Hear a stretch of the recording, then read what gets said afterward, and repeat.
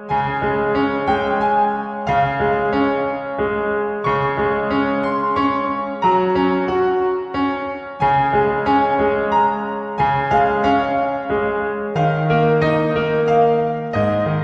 confessarmos os nossos pecados, Ele é fiel e justo para nos perdoar os pecados e nos purificar de toda injustiça.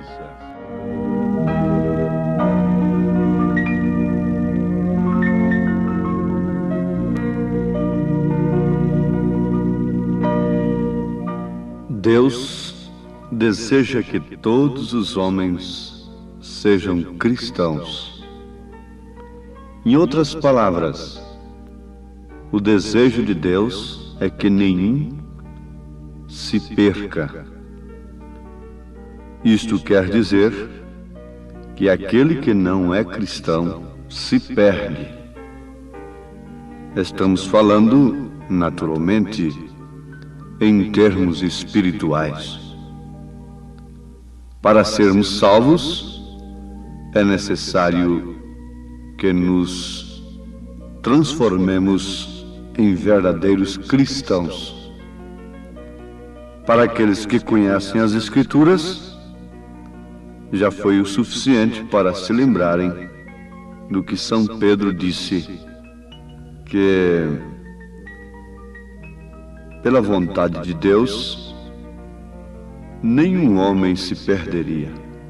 A vontade de Deus é que todos se salvassem. Por isso Ele é longânimo, não desejando que alguns se percam, senão que todos venham a arrepender-se.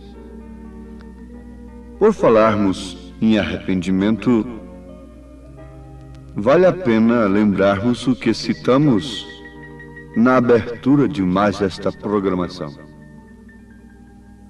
Foi justamente o que São João afirmou na sua primeira carta, capítulo 1, verso 9.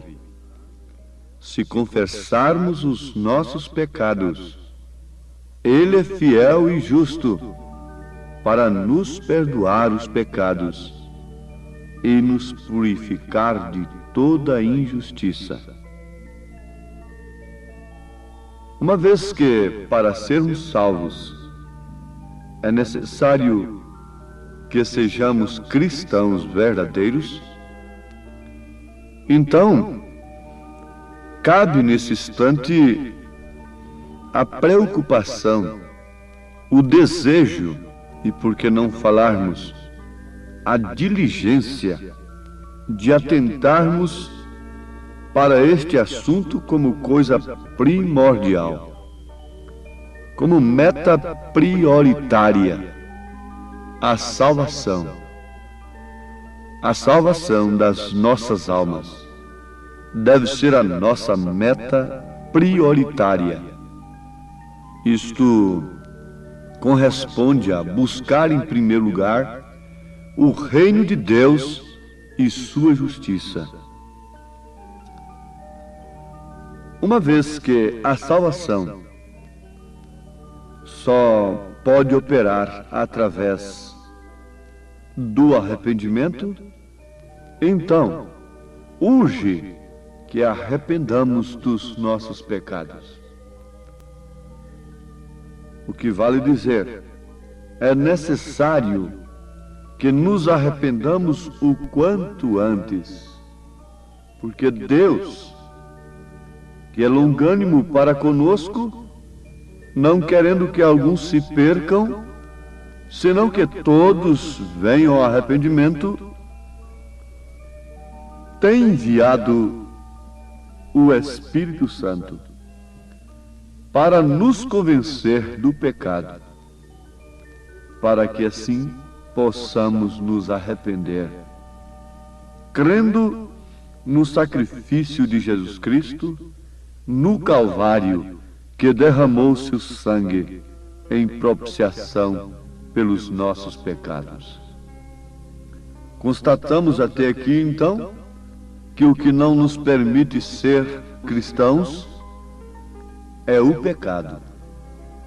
Então é um tropeço?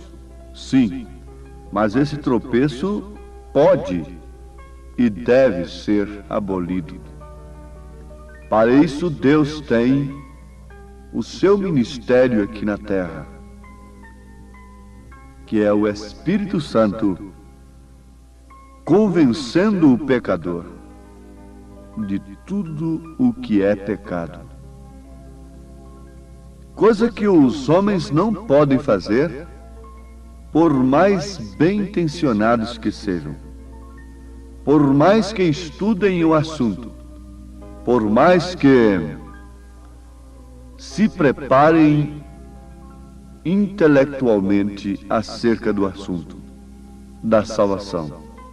Ninguém pode conduzir a quem quer que seja ao arrependimento, à salvação, portanto, a não ser pelo Espírito Santo da graça.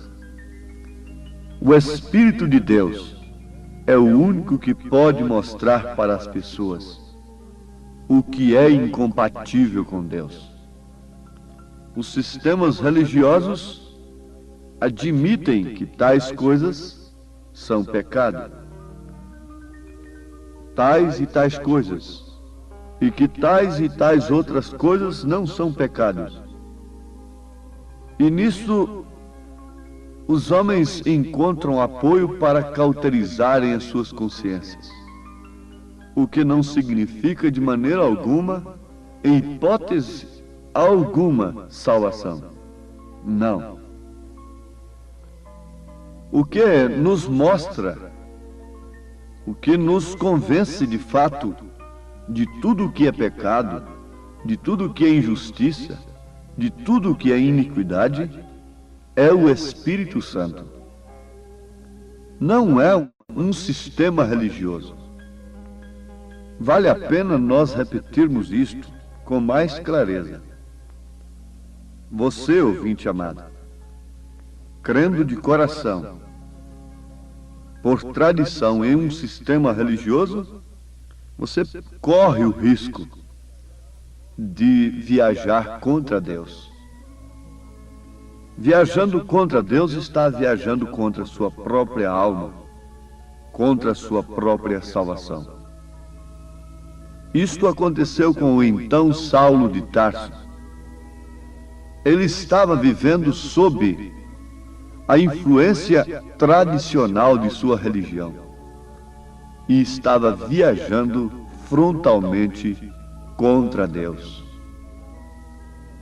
Mas oxalá que todos que estão sinceramente, honestamente, viajando contra Deus, possam ter a mesma experiência do então Saulo de Tarso no caminho de Damasco. Amados, vejamos isto, analisemos este assunto com mais interesse, com mais tempo, com mais diligência. Como escaparemos nós se não atentarmos para uma tão grande salvação? Com diligência, com interesse no coração. Vamos colocar um ponto final aqui, lembrando-nos disto. Não podemos ser verdadeiros cristãos sob orientação de sistema algum religioso. Só podemos ser cristãos, só podemos ser salvos sob orientação precisa do Espírito Santo da graça. Ninguém pode ser cristão sem que tenha o Espírito Santo. Os homens tentam fabricar cristãos, e eis aí então um falso cristianismo. Eis aí então pessoas se chamando de cristãs e fumando, bebendo, prostituindo e andando e se vestindo de uma maneira vulgar, agindo de uma maneira injusta e vivendo em imundícia sem certeza alguma de vida eterna, dando frutos que saltam para a perdição eterna e não para a vida eterna. Então, sistema algum pode fazer cristão, somente o Espírito Santo. E quando o Espírito Santo opera no coração, o que ele faz? Ele nos deixa dispostos a confessarmos os nossos pecados e, mais do que nunca, desejosos de fazermos e praticarmos o que é correto, a justiça, o amor, a fé perfeita na palavra de Deus. E assim, rogarmos pela sua misericórdia e clamarmos a Deus e lutarmos pelo seu reino em sua vida, como Jacó lutou pelo sinal. Ele está disposto a conceder-nos o que lhe pedimos. São João disse: se confessarmos os nossos pecados, ele é fiel e justo para nos perdoar os pecados e nos purificar de toda injustiça. Isto quer dizer que o perdão, a justificação, a santificação, o novo nascimento que Deus nos concede, nos purifica de toda injustiça, de toda imundícia, de tudo que pode nos condenar. Então, é hora em que deve ser infundido em nós um temor de cristão. O temor do cristão é temor de se perder. Não é um temor causado pela dúvida, mas sim um temor causado pela fé. É o temor que esquadrinha os corações. É o temor que quebranta o coração. É o temor que nos leva à piedade, nos leva a levantar nossas mãos a Deus, dizendo: limpa-nos, Senhor. O homem, a mulher individualmente, levanta suas mãos para os céus. O seu coração quebrantado, contrito, recluído, isolado do mundo, separado dos desejos naturais da carne, e clama: limpa-me, Senhor. Olhe minha vida e mostra-me as coisas más que há em mim, para assim tirá-las de uma vez. Porque, ouvinte amado, vale a pena repetirmos, como sempre, os homens que nos dirigem religiosamente não fazem isto. Eles não podem mostrar o que está errado em nossa vida, porque eles mesmos estão mergulhados no engano. Mas é tempo de exame sob a luz da palavra, sob a inspiração do Espírito Santo da graça. Este é um tempo de investigação, porque é também um tempo de juízo. Sabemos que a terra está sendo investigada. A terra está sendo totalmente investigada, como aqueles espias investigaram a terra prometida. Também a terra está sendo investigada. A terra está nas palmas das mãos de Deus. E Deus tem conhecimento de cada palavra injusta, de cada ato injusto, de cada cena, de cada gota derramada de sangue nessa terra, por mais encoberto que tenha sido. Deus tem conhecimento de todas as coisas que possa condenar uma pessoa, mas por outro lado, Ele tem conhecimento também de todas as coisas que pode salvar o pecador. Ele tem conhecimento dos seus maus pensamentos, meu ouvinte. Irmã, irmão, Ele conhece todos os nossos pensamentos, mas Ele também conhece aquele desejo que há no profundo de sua alma, de viver exclusivamente para Ele. Ele conhece esse exame que você faz na sua consciência, no seu coração, reprovando-se a si mesmo, reprovando-se a si mesma e desejando com lágrimas, com anseio na alma, a vida vivida. Ele conhece o seu coração em todos os aspectos. Ele sabe por que o seu coração está palpitando. Em busca de quê? Desejando a vida de Cristo. Ele te vê quando você se põe de joelhos e clama diante dele. Ele te vê no mais secreto do seu quarto. Ele te vê nas horas que ninguém pode te valer, ninguém pode te dar uma palavra de ânimo. Ele está te vendo. Ele conhece os seus passos. Ele tem sondado a sua vida. Por isso a noiva não tem nenhuma pretensão. A noiva, nós nos referimos ao grupo de pessoas eleitas que vivem desta maneira, arrependidas de seus pecados, certas e convictas de que eles foram apagados e agora cheios do Espírito Santo, vivendo sob a direção dessa bússola infalível, descansados no poder de Deus. Essa noiva de joelhos clama de dia e de noite, orando em todo tempo em súplica no Espírito, crendo que o tempo tem chegado, a hora tem chegado, e ela mais do que nunca tem se definido em ir ao encontro do noivo, como Rebeca se definiu e tomou aquela atitude decisiva de ir deixando a casa de seus pais e partir ao encontro do seu noivo. Assim também estão todos que verdadeiramente têm se transformado em verdadeiros cristãos, porque não há coisa como meio cristão. Não, você não pode ser um meio pecador e um meio cristão.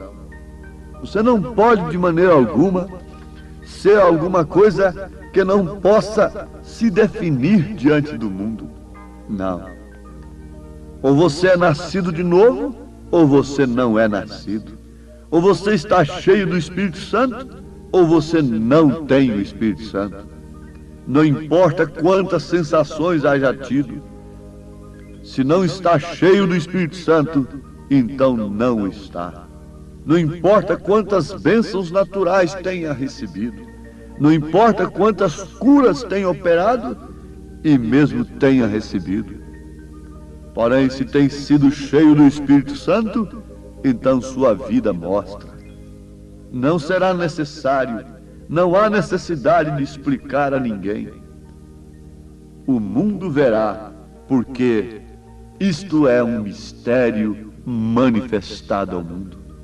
Como a mulher não precisa sair gritando na rua, estou gestante, porque a própria forma do seu corpo declara, assim também a Igreja de Cristo, os verdadeiros redimidos, mostram para o mundo que estão cheios de Cristo e que o Filho virá e os arrebatará dentro em breve.